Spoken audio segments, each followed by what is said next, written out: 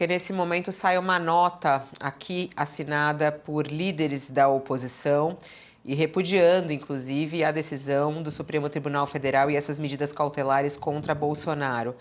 A nota é assinada aqui pelo líder da oposição no Senado, Rogério Marinho, pelo líder do PL no Senado, Carlos Portinho, pelo líder da oposição no Congresso, Isalci Lucas, pelo líder da oposição na Câmara, Zucco, e também pelo líder do PL na Câmara, o Sóstenes Cavalcante. O que diz essa nota que é publicada e divulgada à imprensa? O Brasil assiste mais uma vez a um grave episódio de perseguição política disfarçada de ação judicial. O ex-presidente Bolsonaro foi novamente alvo de medidas cautelares arbitrárias determinadas por Moraes, que, em nome da autoridade, tenta impor o silêncio ao principal líder da oposição no país.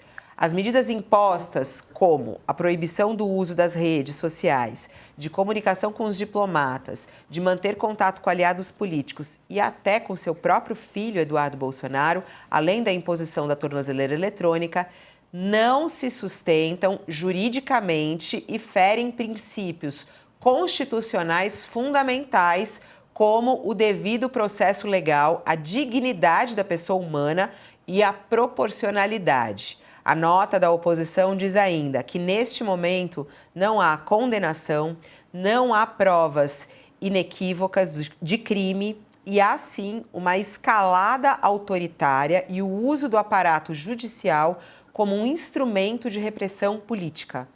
Aí eles dizem ainda, trata-se de um movimento perigoso que ameaça as bases do Estado de Direito e transforma a divergência em delito. A criminalização de opiniões, o cerceamento da liberdade de expressão, o cerceamento do direito de defesa e de prerrogativas de advogados, tudo na tentativa de neutralizar lideranças por vias judiciais que colocam em risco a própria democracia, diz aqui a carta.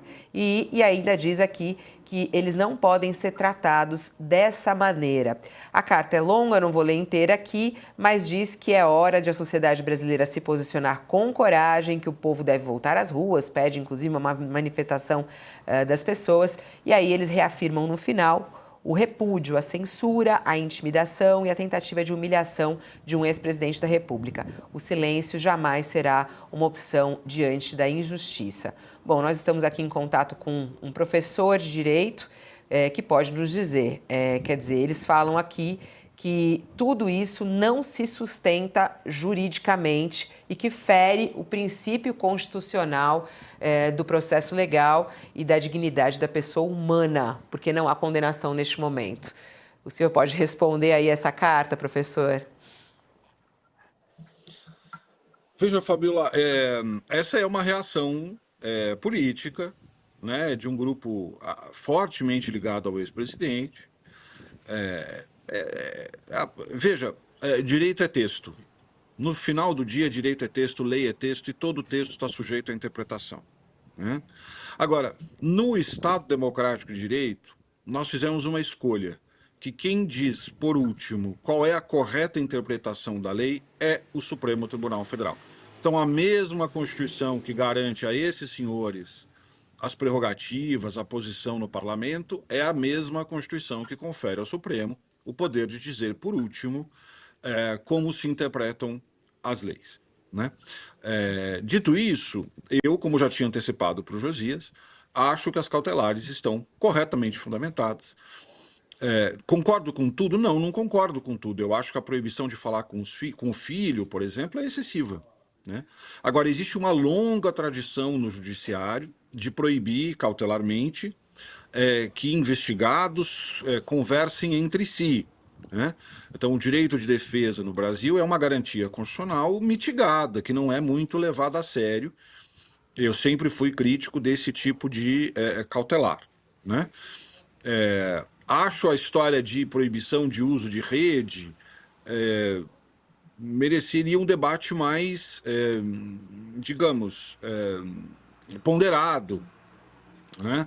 Porque o acusado deve ter o direito de se manifestar publicamente e disputar publicamente a sua posição, né?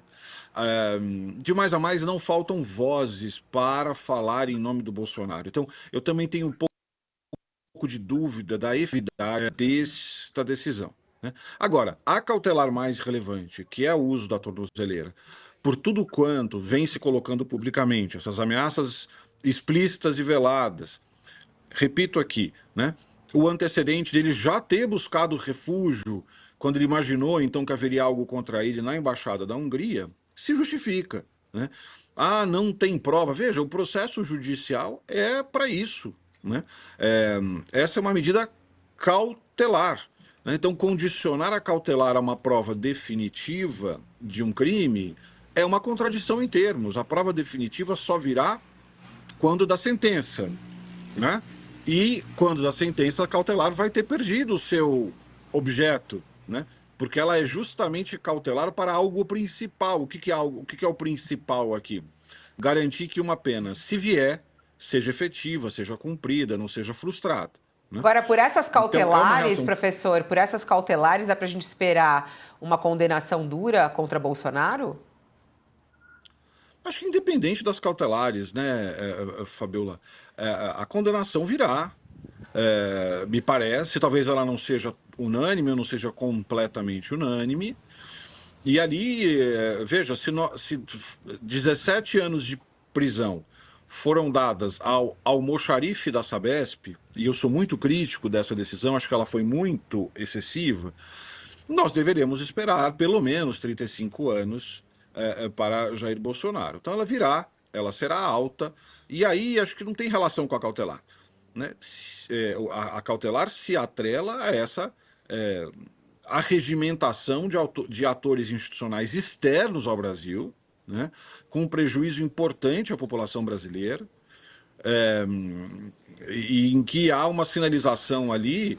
Veja, se os Estados Unidos estão dispostos a tarifar em 50% por conta do Jair Bolsonaro, que não é uma hipótese comercial, não me parece, digamos, fora da razão que esse mesmo governo tivesse disposto a apaniguá-lo na embaixada. Então, o judiciário aplica uma cautelar para quê? Justamente, como eu disse, para garantir que se a condenação vier, ela não seja frustrada pelo fato de o sujeito estar foragido em uma embaixada.